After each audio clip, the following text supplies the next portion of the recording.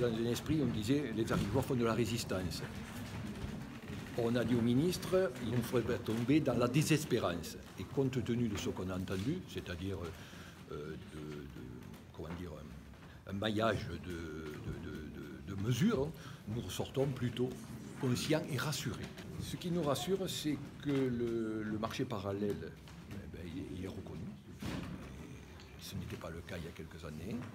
Et notre travail est reconnu aussi. C'est-à-dire qu'à un certain moment, on dit, finalement, les buralistes doivent vivre de leurs fruits de travail et pas vivre de subventions ou d'artifices. Le trafic, c'est historique. C'est que je vous disais, nous faisons de la résistance. Il devrait augmenter, bien sûr, avec le paquet neutre à 10 euros. D'abord, je suis venu écouter les buralistes. Pendant le congrès des buralistes, j'étais venu expliquer qu'effectivement, nous ne reculerions pas devant l'augmentation du prix du tabac pour un paquet à 10 euros d'ici la fin du quinquennat, parce que c'est un engagement présidentiel et c'est un engagement de santé publique. Mais j'étais aussi venu leur dire que j'étais à leur écoute, que les buralistes ne sont pas que des vendeurs de tabac. 50% de leurs clients sont des clients qui viennent dans leur lieu indépendamment de l'achat du tabac, qu'il faut qu'effectivement qu'on puisse les accompagner pour se moderniser et pour peut-être demain, c'est des grands relais de service public. Ce sont des gens qui dans des villes et des villages de France sont parfois des derniers commerces.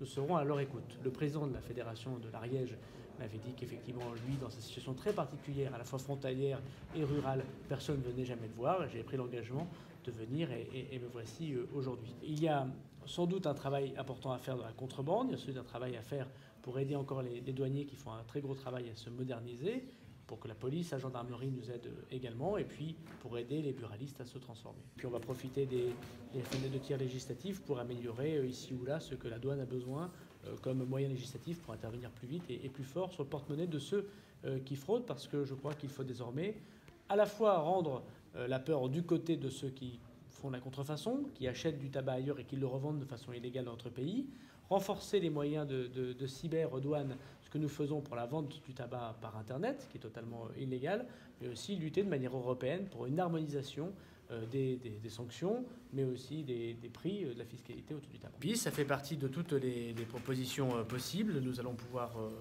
lutter très pratiquement contre tous ceux qui utilisent de façon indue ou détournée l'achat du tabac dans des pays étrangers, dans des zones frontalières comme ici par exemple, pour pouvoir effectivement lutter plus efficacement et pour que ça ne se traduise pas par des sanctions qui n'arrivent jamais, mais par une amende qui serait, je crois, très dissuasive.